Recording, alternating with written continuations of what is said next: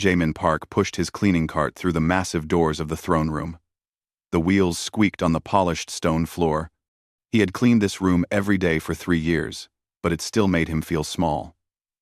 The ceiling stretched up so high that he could barely see the golden decorations at the top. Crystal chandeliers hung like frozen waterfalls, throwing rainbow light across the walls.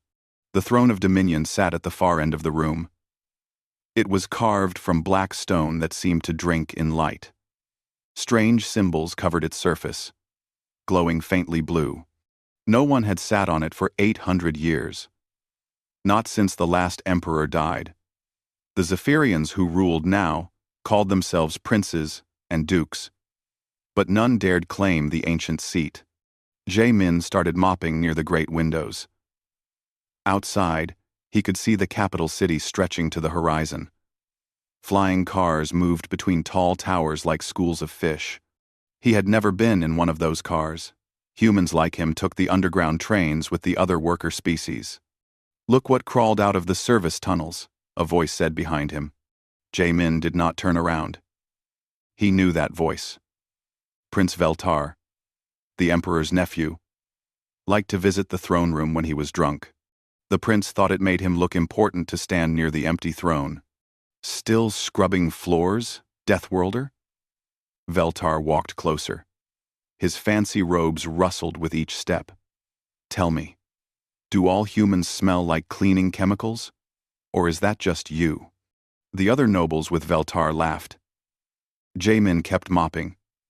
He had learned not to respond to their jokes. It only made things worse. "I asked you a question, janitor." Veltar's voice got harder. Jamin stopped mopping and looked up. The prince was tall and thin, with pale blue skin and silver hair. His eyes were completely black, like most Zephyrians. Behind him stood 6 other nobles, all watching Jamin like he was some kind of entertainment. "Sorry, Your Highness," Jamin said. "I was focused on my work." "Your work?" Veltar laughed. "Such important work. Cleaning the floors that your betters walk on. Do you know how much this room is worth, human? More than your entire pathetic planet." Jamin said nothing. Earth was not pathetic. It was dangerous and beautiful and full of life. But these aliens would never understand that. "You know what I think?" Veltar moved closer to the throne. "I think our little janitor here dreams of sitting on this throne. Don't you, Deathworlder? Don't you sometimes look at it and imagine what it would feel like to rule the galaxy?" "No, Your Highness." Jamin meant it. He had never wanted to rule anything. He just wanted to do his job and send money back to his family on Earth. "Liar." Veltar grinned, showing sharp white teeth. "All lesser species dream of rising above their station. It's in your nature." The prince walked around the throne, running his fingers along its surface. The blue symbols flickered when he touched them, then went dark again. "You know what would be funny?" Veltar looked at his friends. "What if we let the janitor sit on the throne of dominion? Just for a moment. Can you imagine? A human on the most sacred seat in the galaxy?" The other nobles gasped and laughed. Lady Zixera, a tall female with jewels in her silver hair, shook her head. "Veltar, that's going too far. The throne is sacred." "Exactly," Veltar clapped his hands. "Which makes it the perfect joke. Come here, janitor." Jamin stayed where he was. "Your Highness, I should get back to work." "I wasn't asking." Veltar's voice became cold. "Come. Here. Now." Jamin had no choice. He put down his mop and walked toward the throne. Each step felt heavy. The nobles watched him like he was walking to his execution. "Sit," Veltar commanded. Jamin looked at the ancient throne. Up close, he could see how old it was. The stone was worn smooth in places where hands had gripped the armrests. The symbols seemed to shift when he wasn't looking directly at them. "I said sit." Jamin slowly lowered himself onto the throne. The stone was warm, which surprised him. He had expected it to be cold.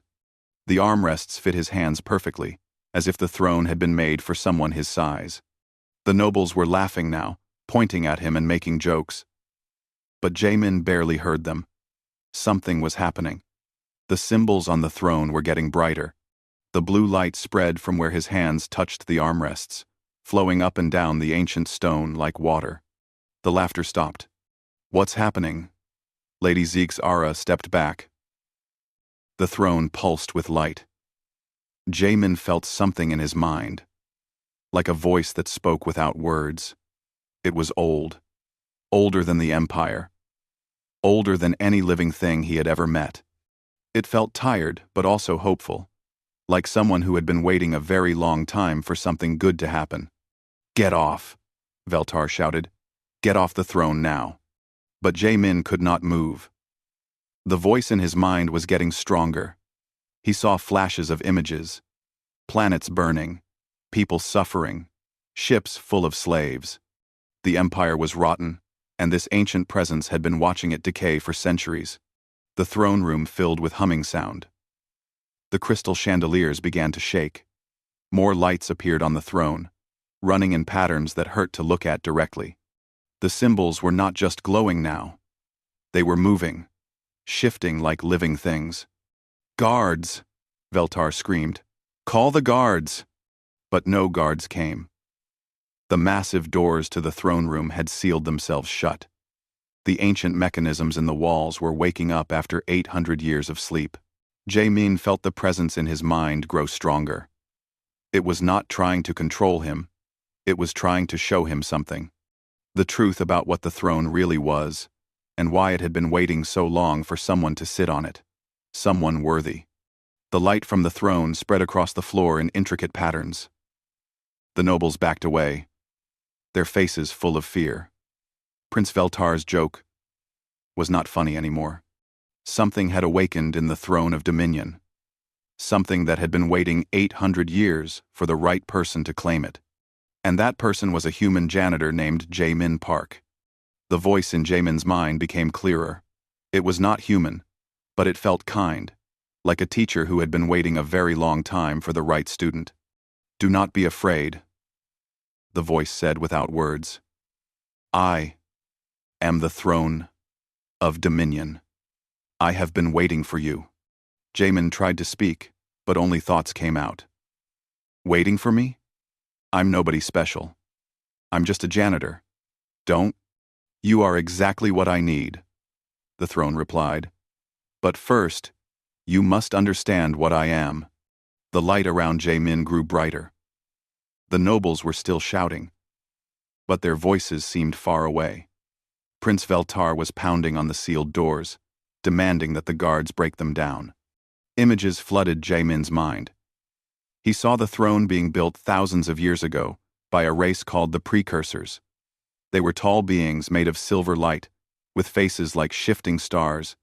They had created the throne not as a symbol of power, but as a test. "We knew that empires rise and fall," the voice explained. "We knew that those who seek power are often the least worthy to wield it. So we created me to choose rulers based on their hearts, not their blood." Jaemin saw more images. Hundreds of would-be emperors sitting on the throne over the centuries. Proud generals who dreamed of conquest. Wealthy nobles who wanted to expand their fortunes. Religious leaders who believed they spoke for the gods. The throne had rejected them all. None of them understood what true leadership means. The voice continued. They saw power as a way to get what they wanted. But power should be used to give others what they need. "Why me?" Jaemin asked. "I don't know anything about ruling an empire." "You know more than you think. Show me your memories." Jaemin's life unfolded before them both. Growing up poor on Earth, where his family had to choose between buying food and buying medicine. Working 3 jobs to pay for his sister's education. Coming to the alien empire as a contract worker to earn enough money to buy his parents a house. The throne saw how Jaemin had shared his lunch with hungry co-workers. How he had stayed late to help new employees learn their jobs. How he had never complained. even when the aliens treated him like dirt. "You have spent your life serving others," the voice said. "You understand that real strength comes from helping those who cannot help themselves. This is why I choose you." "Oh no, life. But I can't be emperor," Jamin protested. "I'm human. These people hate humans." "Then you will change their minds. But first, you must see what this empire has become." New images filled Jamin's mind, and they made him sick. Planets stripped bare of their resources, while their people starved. Children sold as slaves to work in deep mines. Entire species wiped out because they could not pay the empire's taxes. He saw Prince Veltar's own cruelty. The prince owned factories where workers died from poisonous air. He bought and sold people like cattle. He had once ordered the bombing of a hospital because the doctors refused to experiment on prisoners. "This is what happens when the wrong people hold power," the throne said. "For 800 years, I have watched this empire rot from the inside. The nobles care only for their own pleasure. The people suffer, while their rulers feast." Jamin felt tears on his face. "How can I stop all of this? I'm just one person. You are not alone. I will give you the tools you need, but the choice must be yours. You can walk away from this throne and return to your simple life. No one will blame you. Or you can accept the burden of leadership and try to heal this broken galaxy." "What about them?" Jamin looked at the panicking nobles. Veltar was now trying to break the throne room windows with a ceremonial sword. "They will fight you," the voice admitted. "They will not give up their power easily. Many of them will try to kill you. The path you choose will be difficult and dangerous." Jamin closed his eyes. He thought about his family on Earth, safe and comfortable with the money he sent them. He thought about his quiet life as a janitor, invisible and peaceful.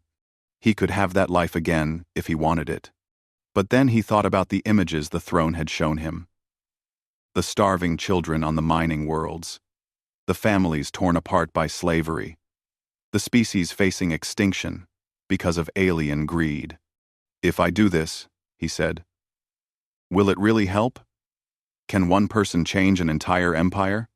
"The precursors believed it was possible," the throne replied. "They built me to find that one person who could make a difference. I have searched for 800 years, and I choose you." The light around Jamin pulsed stronger. He could feel ancient systems waking up throughout the palace. Computers that had slept for centuries were coming online. Secret databases filled with precursor knowledge were unlocking themselves. "The choice is yours," the throne said again. "But choose now. Every moment you wait, more people suffer." Jamin opened his eyes and looked at Prince Veltar. The noble was screaming at his guards through the sealed door, his face twisted with rage. This was the kind of person who had ruled the galaxy for 800 years. This was what the Empire had become. "I accept," Jamin said out loud. The throne exploded with light. A crown of pure energy formed above Jamin's head and slowly descended until it rested on his brow. The moment it touched him, he felt the full weight of the Empire.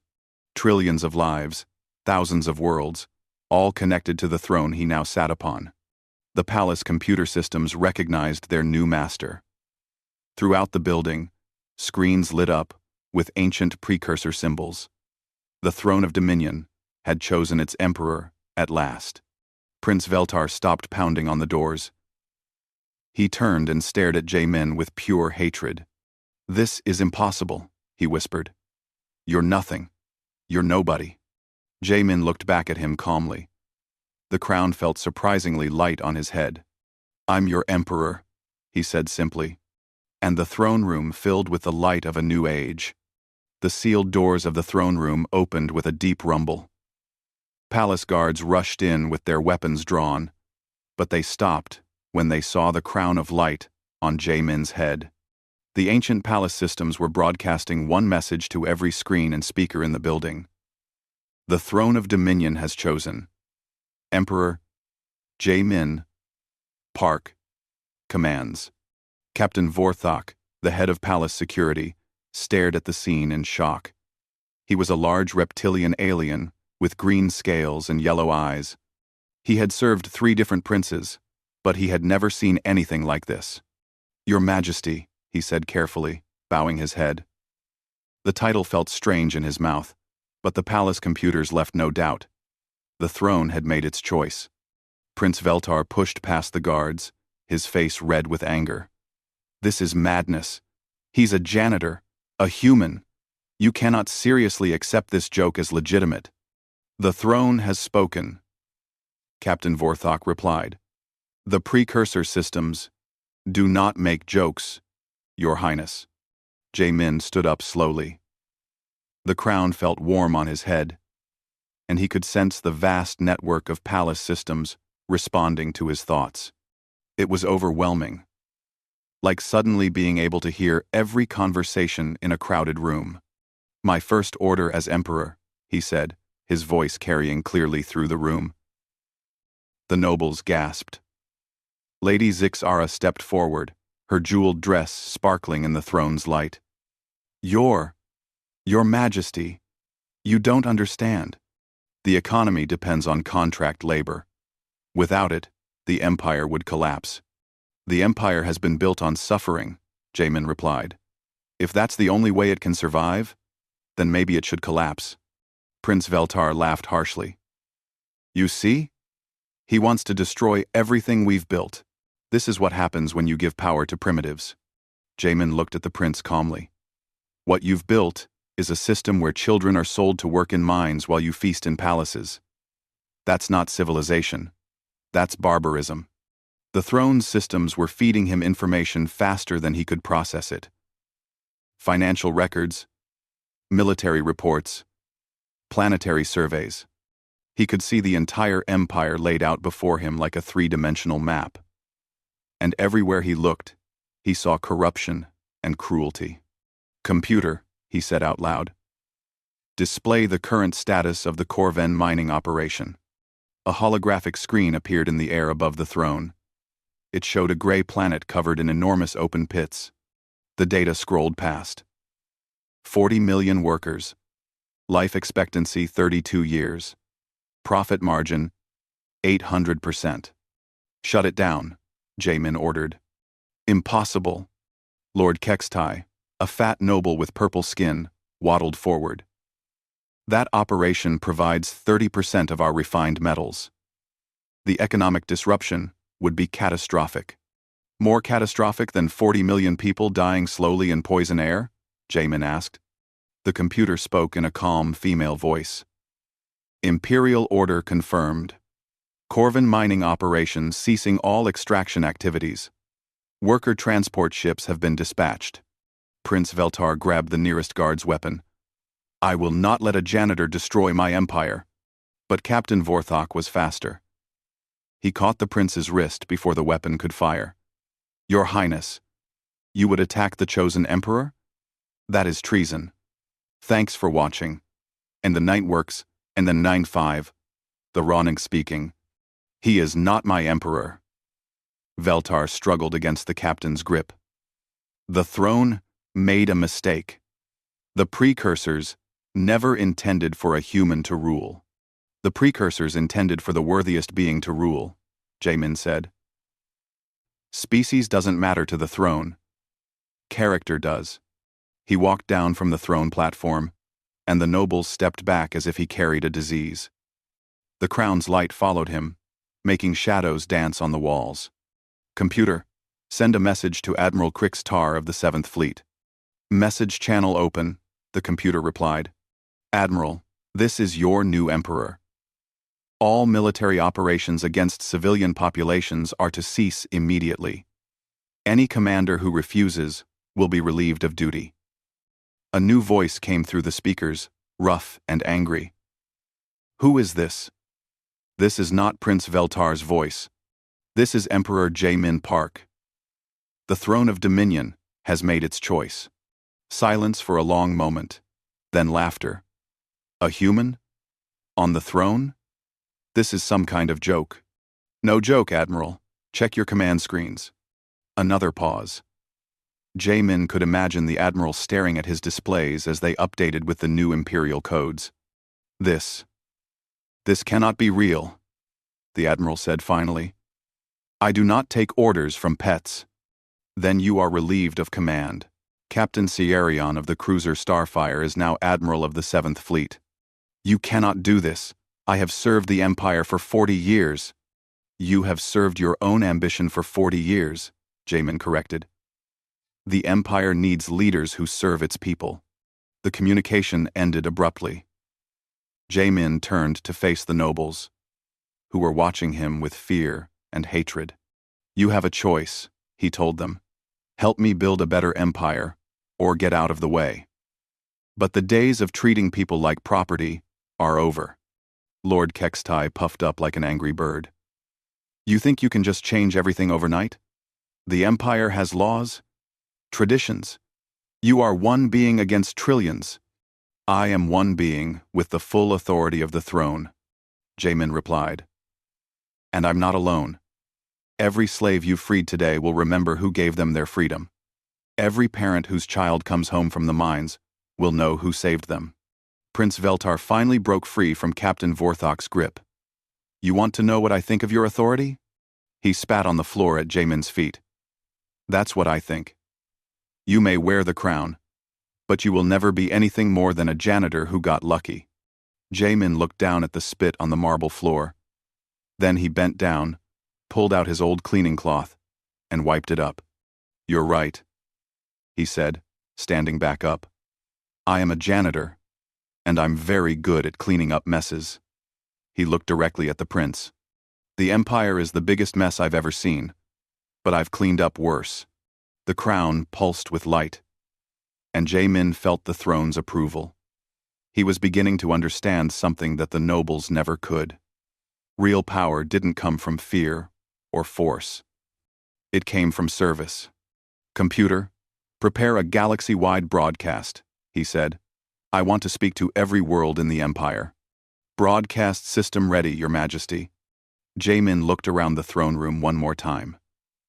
At the frightened nobles, the confused guards, the ancient throne that had waited 8 centuries for this moment. My fellow citizens, he began, and his voice went out to 1 trillion souls across the galaxy. My name is Jaemin Park. Today, everything changes. 3 weeks after Jaemin's coronation, the rebellion began. Admiral Krixtar had gathered 12 star systems under his banner, calling himself the true protector of imperial values. His message was simple. No alien would bow to a human, especially not a former janitor. Jaemin stood in the war room, studying the tactical displays that floated in the air around him. The rebel forces were impressive. Nearly a third of the Imperial fleet, backed by the wealthiest, noble houses. On paper, they should have been able to crush the Loyalist forces easily. Your Majesty. General Zekara approached the central table. She was an insectoid alien with 4 arms and compound eyes that sparkled like jewels. The rebels have taken the Nexus system. They're cutting off our supply lines to the outer worlds. Jaemin nodded. General Zekara had been a colonel before his reign, passed over for promotion dozens of times because her species was considered too alien for high command. She was also the most brilliant, tactical mind in the Empire. What do our intelligence reports say about their next move? He asked. They're gathering at the Corven system for a major offensive. Admiral Krixtar wants to recapture the mining worlds you liberated. She gestured to the display with one of her 4 hands. He's using traditional Zephyrian battle formations. Heavy ships in the center, light cruisers on the flanks. Jaemin studied the formation. It was exactly what he would have expected. The Zephyrian Military Academy taught the same strategies they had used for 1,000 years. It was elegant, predictable, and completely wrong for this situation. General, how many species serve in our fleet? 37 different species, Your Majesty. Why do you ask? Because Admiral Krixtar is thinking like a Zephyrian fighting other Zephyrians. He's not prepared for what we can do when all our species work together. Jaemin moved to another display showing personnel records. Computer, show me Commander Velshen of the 3rd Aquatic Squadron. A new screen appeared with the image of a blue-skinned being who looked like a cross between a dolphin and a person. Her file showed impressive service records, but she had never been promoted above squadron command. General Zekara, I want Commander Velshen promoted to Admiral of the Deep Space Fleet. The insectoid general's antennae twitched with surprise. Your Majesty. She's aquatic. They've never been given fleet command. Their thinking is different. Exactly, Jamin smiled. Computer, connect me to Admiral Velshen. The communication screen lit up with the new Admiral's face. She looked confused and a little frightened. Your Majesty? I don't understand. There must be some mistake. No mistake, Admiral. I need someone who thinks differently than our enemies. Can you do that? The aquatic being's large eyes focused on him. Her people were known for their intuitive understanding of three-dimensional space, developed from swimming in deep oceans. Yes, Your Majesty. I believe I can. Good. I'm sending you the rebel fleet positions. I want you to plan an attack that no Zephyrian would ever expect. Over the next few days, Jamin met with commanders from every species in the Empire. He promoted a young crystalline engineer to Chief of Fleet Modifications. He gave command of special forces to a pack leader from the Wolf Clan worlds. Each promotion sparked outrage from the old guard, but Jamin had learned something from his years on Earth. When you're fighting for survival, you use every advantage you have, and diversity was humanity's greatest advantage. The throne's ancient databases gave him access to precursor technology that had been locked away for millennia. Stealth generators that could hide entire fleets. Energy shields that could protect planets. Weapons that could disable ships without killing their crews. But the rebels had advantages too. They controlled more territory, had more ships, and their commanders had decades of experience. When they finally attacked, it was with overwhelming force. Your Majesty, Captain Vorthok entered the war room with urgent news. The rebel fleet has entered the core systems.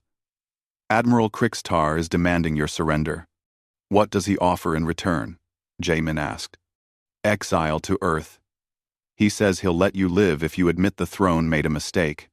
Jamin looked at the tactical display. The rebel fleet was moving in perfect formation toward the capital. It was beautiful in its own way, like a deadly dance performed by masters. Open a channel to all our forces, he ordered. When the connection was established, Jamin spoke to every loyal ship in the Empire. This is your Emperor. Today, we face an enemy who believes that blood matters more than character. They think that because they were born to privilege, they have the right to rule. They're wrong. He paused, thinking of his family on Earth, of all the years he had spent invisible and ignored. I was a janitor. I cleaned their floors, and they never saw me as anything more than a tool. But I learned something from being invisible. I learned to see what they couldn't see. The strength in unity.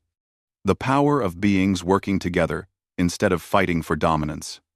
The communication channels crackled with responses from dozens of species. Jamin continued. Admiral Velshen, execute your deep strike plan. General Zekara, begin the coordinated assault. Chief Engineer Krixal, activate the new shield network. Everyone else, show them what happens when the galaxy fights as one. The battle began with Admiral Krixtar's traditional frontal assault. His heavy ships moved forward in formation, while his cruisers swept the flanks. It was exactly what any military academy would have taught. But Admiral Velshen's forces struck from above and below, moving in three-dimensional patterns that no surface dweller could have imagined. The crystalline engineer's modifications let smaller ships punch through the rebel shields like they were made of paper. The Wolf Clan's special forces boarded enemy ships and captured them from within. Most importantly, Jamin had given his commanders something Admiral Krixtar's forces didn't have, a reason to fight beyond their own ambition. They were fighting for every freed slave, Every liberated world. Every being who had been told they didn't matter. The battle lasted 6 hours. When it was over, Admiral Krix-Tar's flagship hung dead in space, its engines disabled by precursor weapons that stunned rather than killed. Jae-min accepted the Admiral's surrender personally via communication link. The old Zephyrian looked defeated and confused. "I don't understand," Krix-Tar said.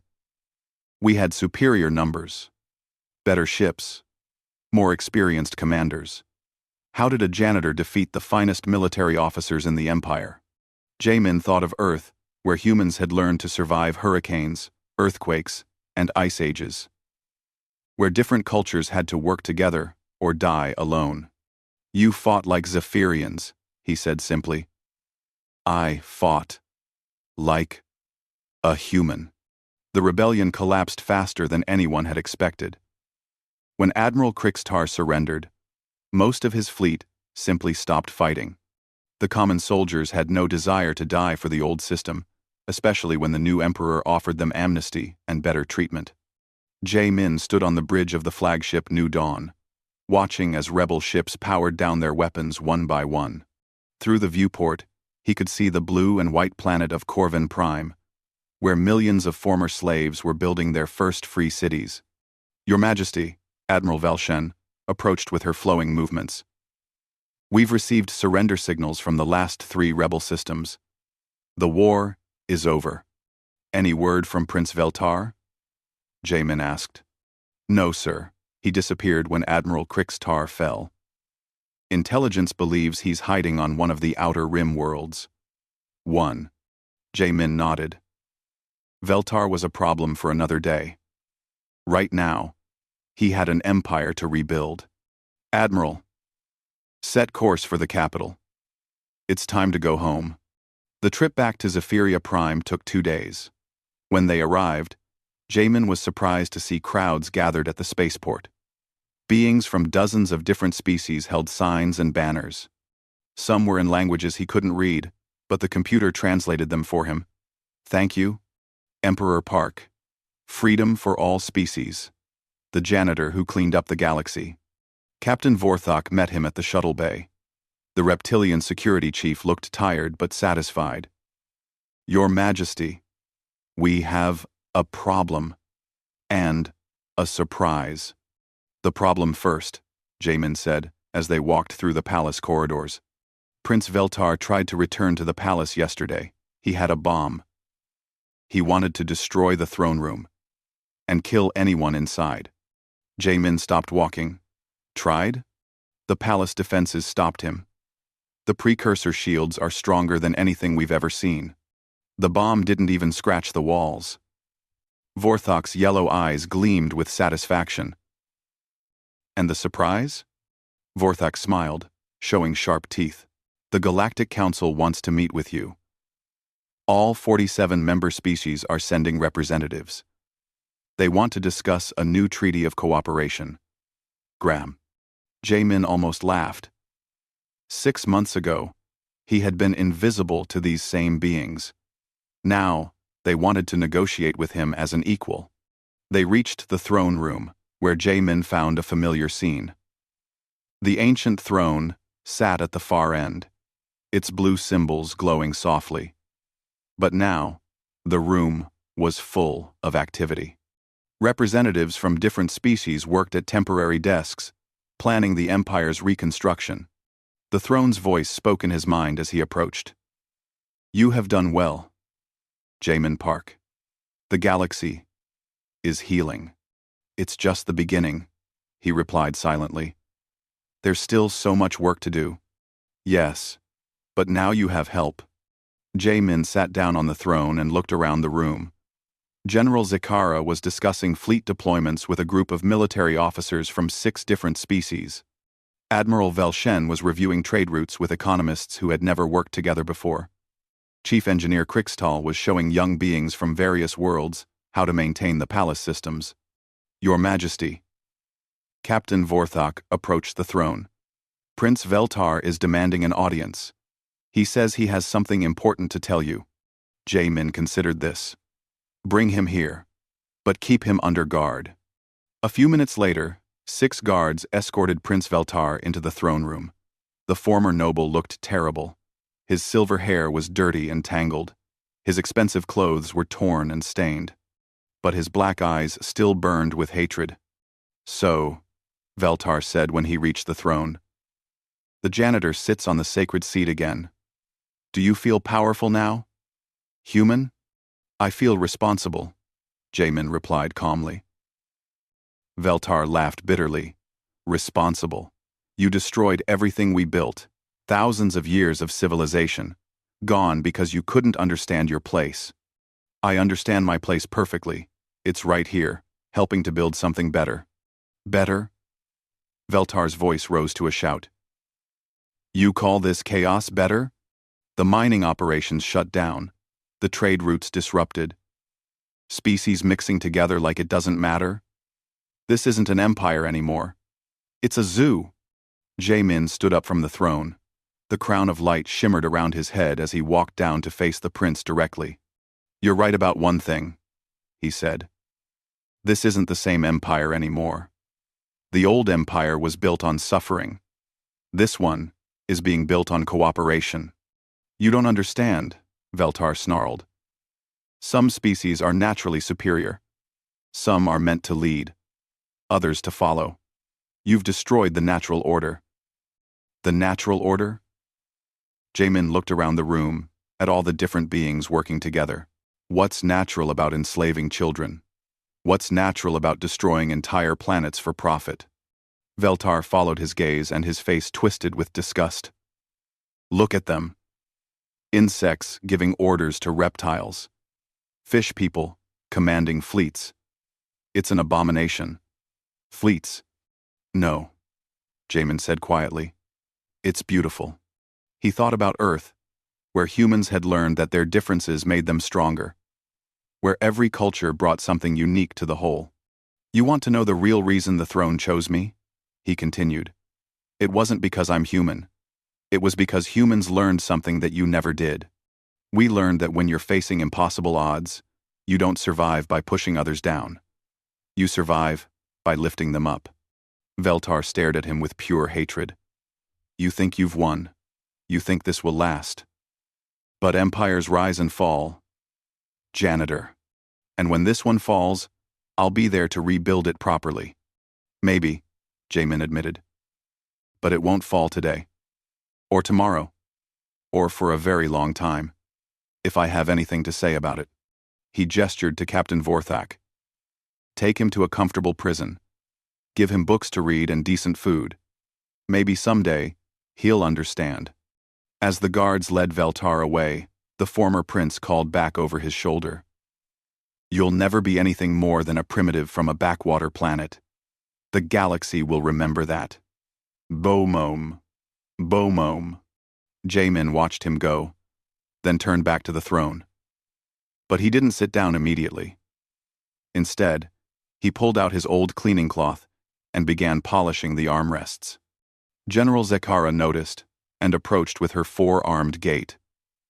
"Your Majesty, you don't need to do that anymore. We have people for such tasks." Jamin smiled as he continued cleaning. "Some habits are worth keeping, General. Besides, someone has to take care of the place." 1 year later, Jamin still cleaned the throne room himself every morning. It helped him think, and it reminded him where he had come from. The Empire had changed dramatically in that time. Former slave worlds were now thriving trade partners. The Multi-Species Council actually worked together instead of just arguing. Children from dozens of different planets attended integrated schools. It wasn't perfect. There were still problems, still conflicts, still beings who couldn't accept the new way of things. But it was better, much better. As Jamin finished polishing the throne, a group of young beings from various species entered the room. They were students in the new Imperial Academy, learning how to serve the Empire's citizens instead of ruling over them. "Good morning, Your Majesty," said a young crystalline girl, whose body sparkled like a rainbow. "Good morning," Jamin replied. "Are you ready for your lesson on palace maintenance?" The students nodded eagerly. Jae-min had started this tradition on his first anniversary as emperor. Every student in the academy learned how to clean, how to maintain equipment, how to do the unglamorous work that kept civilization running. Remember, he told them as he handed out cleaning supplies, true leadership means being willing to do any job that needs doing. No task is beneath you if it helps someone else. As the young beings began their work, Jae-min returned to the throne. The crown settled comfortably on his head, and he felt the vast network of the empire flowing through his consciousness. Millions of worlds, trillions of lives, all connected by bonds of mutual respect instead of fear. The throne's ancient voice whispered in his mind, "You have exceeded all expectations, Jae-min Park. The precursors would be proud." Jae-min smiled as he watched the students work together, different species helping each other learn. "I hope so. But we're just getting started." Outside the palace windows, the capital city sparkled under its blue sun. Flying cars moved between the towers in orderly streams, carrying beings of every description to jobs they had chosen rather than been forced into. It was still far from perfect, but it was a start. The human janitor, who had sat on an alien throne as a joke, had become the emperor who taught a galaxy how to clean up its own mess. And the best part was, he was still just getting started.